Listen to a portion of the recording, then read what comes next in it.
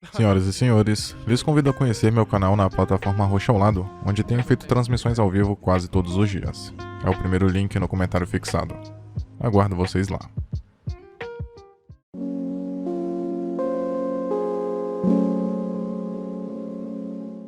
Apesar de ter recebido uma resposta mista da crítica e do público na época de seu lançamento, Clube da Luta é atualmente considerado um dos filmes mais influentes da década de 1990.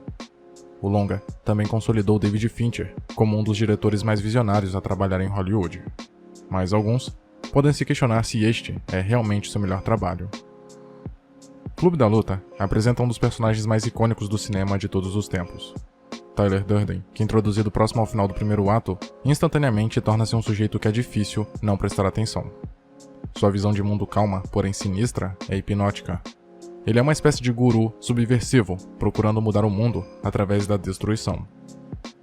A trama apresenta uma premissa interessante. Os homens, cansados de sua monotonia e falta de autonomia, encontram nas lutas uma maneira de escaparem de suas vidas dominadoras e abraçam o caos dentro de si. É uma ideia tão singular que imediatamente prende a atenção do público.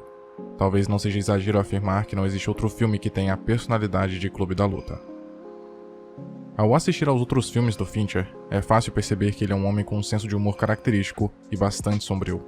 Embora funcione em graus diferentes em outros trabalhos, no caso de Clube da Luta, talvez seja o melhor exemplo de uso desse distinto lado da voz do cineasta. O longa é assumidamente sombrio e brutal, mas o diretor brinca com o absurdo da história também. Momentos de diálogo e instâncias de violência chocante provocam risos porque Fincher sabe como equilibrar os tons conflitantes melhor do que a maioria dos cineastas em obras semelhantes. Uma boa reviravolta, e principalmente uma bem feita, pode realmente vender um filme ao público, e Clube da Luta definitivamente tem isso. Assim que se torna claro o que estava de fato acontecendo no filme, é comum a mente do espectador ficar confusa em um primeiro momento, para logo em seguida perceber toda a história ser recontextualizada. É o tipo de reviravolta que não só muda completamente o filme, como também o torna definitivamente agradável para ser reassistido várias vezes, porque a cada olhada, um novo elemento ou simbolismo surge. É um fator que solidifica o filme na mente do público. Porém, algumas obras nunca conseguem ultrapassar o impacto da reviravolta, ficando reféns dela. Entregar uma revelação que deixa a audiência completamente chocada não é fácil, mas talvez o mais difícil seja continuar a partir desse ponto e permanecer sendo interessante para o espectador que teve suas expectativas elevadas. Terminar o filme, portanto, torna-se uma tarefa árdua. Clube da Luta revela sua reviravolta no início do terceiro ato, mas ainda consegue proporcionar um final inesquecível e satisfatório. O confronto entre o narrador e Tyler tem um final explosivo e catártico, mas a última cena, com o casal observando a cidade desmoronar, à medida que as bombas explodem e os edifícios caem, ao som de Where Is My Mind, de fundo, torna este um dos momentos mais emblemáticos do cinema.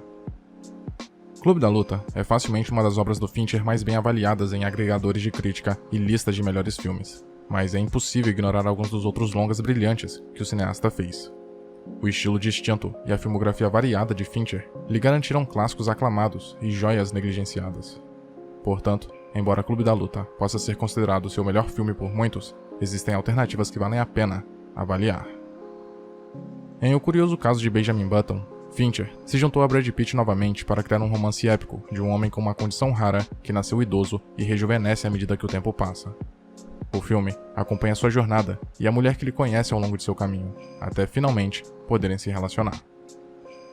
O longa marcou a primeira indicação de Fincher ao Oscar de melhor diretor e de melhor filme. Embora alguns o considerem melodramático demais, o cineasta criou uma bela história que abrange décadas e consegue mexer com o emocional de qualquer sujeito minimamente sensível.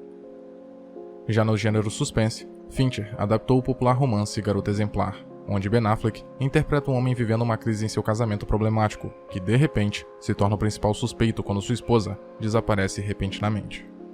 A direção característica de Fincher combina perfeitamente com o mistério envolvente da roteirista Gillian Flynn. Affleck tem uma de suas melhores atuações no papel principal, e Rosamund Pike é surpreendente como Amy, a esposa cínica e manipuladora. É o tipo de filme que fica melhor à medida que mais camadas da história são examinadas. Após uma estreia decepcionante com Alien 3, Fincher mostrou seus verdadeiros talentos com o sombrio, macabro e convincente thriller criminal Seven. Brad Pitt e Morgan Freeman interpretam dois detetives no caso de um assassino em série que executa pessoas com base nos 7 pecados capitais. A história torna-se mais cativante ainda porque a capacidade de Fincher de criar um mundo assustadoramente verossímil e sombrio é primordial para a atmosfera do longa funcionar. E o final continua sendo um dos mais impactantes da história do cinema. Fincher revisitou o gênero serial killer, dessa vez abordando um assassino da vida real. Seu filme Zodíaco é um olhar profundo sobre a natureza daquele que ficou conhecido como Assassino do Zodíaco, cujos crimes na área de São Francisco, nos anos 70, ainda não foram solucionados. Mais do que isso, o longa é uma retratação sórdida e sombria da vida daqueles afetados por sua existência, desde jornalistas, policiais e até curiosos. Enquanto para alguns, investigar o serial killer era divertido devido à adrenalina e emoção, para outros era estar cada vez mais próximo da morte. Um filme sobre o Facebook pareceu ridículo para muitos quando foi anunciado, mas Fincher e o roteirista Aaron Sorkin criaram uma obra-prima moderna e brilhante com a rede social. Jesse Eisenberg interpreta Mark Zuckerberg, o homem cuja criação de uma rede social para conectar amigos e conhecidos lhe rendeu diversos inimigos. O longa foi aclamado como o melhor filme dos anos 2010, e não é difícil entender o motivo. Desde que passou de visionário diretor de videoclipes para longas, Fincher estabeleceu-se como uma das vozes mais idiosincráticas e indispensáveis do cinema americano. Muitas vezes descrito como o próximo Kubrick, ainda quando este estava vivo, Fincher é um perfeccionista inflexível, que trabalha dentro de um sistema profundamente imperfeito. Os personagens de David Fincher parecem ter algo em comum. Nunca sabem qual é a diferença entre ser obcecado e ser motivado. Na verdade, o mesmo pode ser verdade para o próprio cineasta. Seus filmes, inegavelmente audaciosos, contam histórias sobre pessoas que reconhecem que as regras são feitas para serem ignoradas e que estão dispostas a andarem sobre o vidro quebrado a fim de encontrarem algo pelo qual vale a pena sangrar.